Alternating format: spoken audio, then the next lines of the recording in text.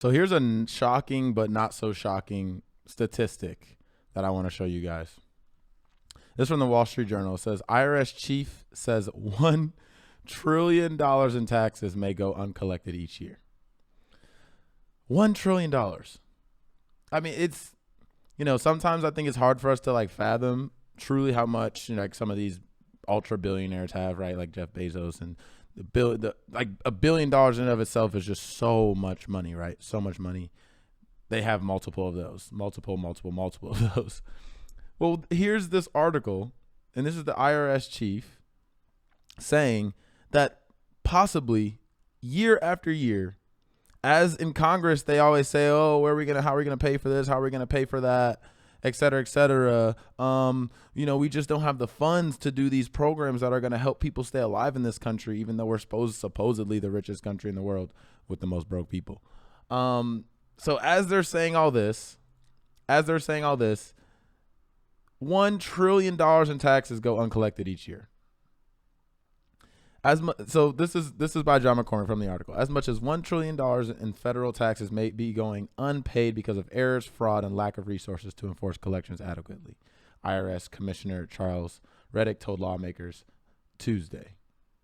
During a nearly 3-hour appearance before the Senate Finance Committee, Mr. Reddick said much has changed since the IRS last formally published data on the so-called tax gap, the difference between taxes owed and tax collected. Using returns from tax years 2011 to 2013, that reporting to be updated next year showed annual losses of $441 billion.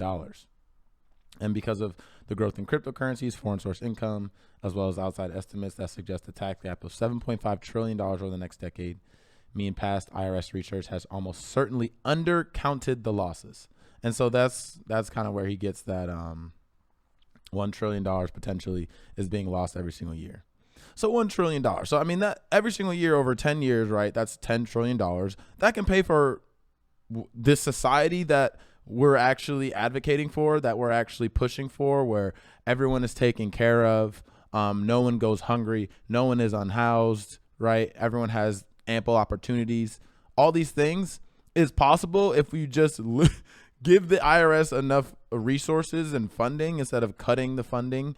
I think the IRS chief said they've lost 18,000 agents in the past decade. 18,000. I think now they only have somewhere between 6,000 and 10,000 agents to deal with the entire amounts of massive fraud and undercounting and tax dodging that the rich and wealthy are able to do with their the hundred something $1,000 they probably paid their tax accountants and all this jazz. So that pays for the society you want right there. Why is everyone not kicking and screaming about this, right? This should be something. Okay, well let's get into, I want to make sure I show you guys this, because potentially do not get your hopes up. Never get your hopes up when it comes to Joe Biden. But this is what they're floating right now. Like I said, they're floating this. This is very preliminary. And usually when they float something or they put something out there, it's because they want you to think they're doing good. And then when they actually go back and negotiate with themselves, because they have complete control of government, and they're doing everything through these reconciliation bills, which don't require any Republicans to sign on for them to pass. And I think he's trying to get this into his next reconciliation package, so it wouldn't need Republican votes. Usually when it goes back to there, they negotiate with themselves. Joe Biden, historically a conservative Democrat, or, what I like to just call a conservative. He usually sides with the Joe Manchin, Kirsten Sinema types, and, slashes down a lot of these legislations to the point where they're almost unrecognizable from where they started. It's truly just a shell of themselves at that point. So it's very preliminary, but I do want to put this out there so we can keep tabs, so we can keep track. I'm going to make sure, I keep reporting on this as this stuff develops. Like I said, don't get your hopes up. This is by Jeff Stein. White House officials plan to make a massive increase in enforcement at the IRS, a central component of the tax proposal they will unveil this week alongside a $1.8 trillion spending package, according to 4 people briefed on the matter. President Biden's American Families Plan, set to be released ahead of the president's joint address to Congress on Wednesday, calls for devoting hundreds of billions of dollars to child care, universal pre-K, and paid family and sick leave, among other domestic priorities. The tax side of the plan to pay for those efforts includes increasing the amount of capital gains paid by investors above $1 million, as well as increasing the top income tax rate. But probably the single biggest source of new revenue in the plan comes from dramatically expanding the clout of the nation's tax agency. It seeks to beef up the number of agents and give the IRS new tools and technology to execute collections and crack down on avoidance. The people said White House officials have eyed raising as much as $700 billion from toughening IRS enforcement and auditing over 10 years. Two of the people said, although the precise amount of the plan remained unclear, enforcement will be focused on the wealthy, the people said.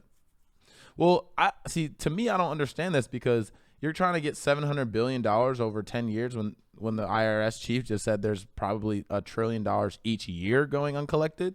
So why are you not just giving the IRS all the tools they need to ensure that all these taxes go collected? Wouldn't that make sense? Wouldn't that make the most sense?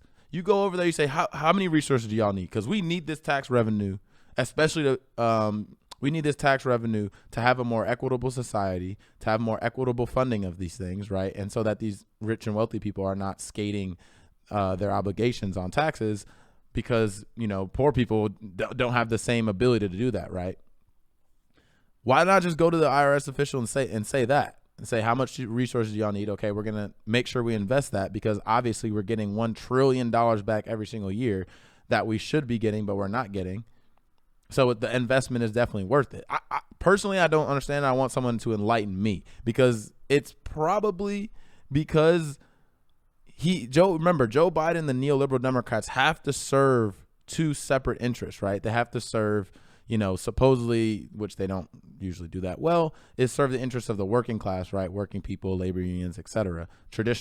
What the traditional Democratic base was, minorities, which disproportionately obviously are poor in this country and working class. But then he also has to balance that with serving his corporate donors, right? He received the most corporate campaign cash, I think, in the last election cycle. So he also has to serve those corporations. So it's like he can't beef it up too much, because then he's going to be getting those taxes back from the very people that gave him money, and ensure that the Democrats, as a party, can continue to get all this funding so they can run all these ads and continue to win elections.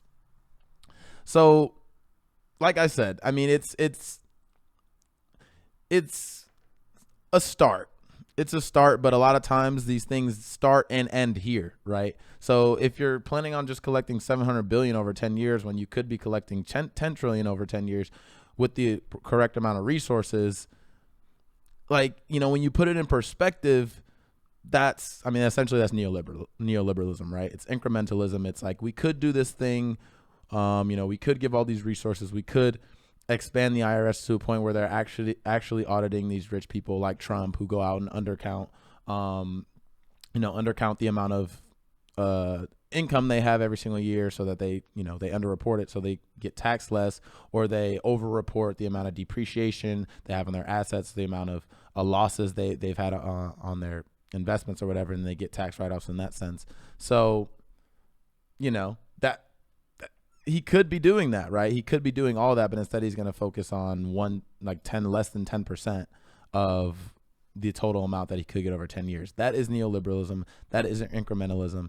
And, Ron Wyden, who's, fairly progressive Democrat, I think from Wisconsin, he was saying it's a start, right? But why aren't y'all using this opportunity to push for more, to say, let's give more money to the IRS to ensure that we invest more in the IRS so we can ensure we get that money back? They're not really down to do stuff like that. We've seen that they'll probably propose it, but once Joe Biden says, no, not really feeling that, they're going to be like, oh, okay, I guess we'll just move on. So this is something they should put their foot down on. They should say, this is a red line in the sand for us. We want all that tax revenue that's being dodged by the wealthy and by these corporations to be actually paid, right? That's probably even more important than the corporate tax rate, which they're already not going to put back to 35%. They're going to keep it probably around 25%. I mean, this is $10 trillion over 10 years. So, like I said, we'll keep reporting on it. We'll keep tabs on what happens with this. What actually makes it into the bill, what actually makes it into the legislation. But like I said, don't hold your breath. don't get your hopes up. But this would be something that would make a difference, and they should push for the full funding of it so we can actually get all that tax revenue back from the shady corporations and the wealthy that constantly dodge it and don't pay taxes like the rest of us.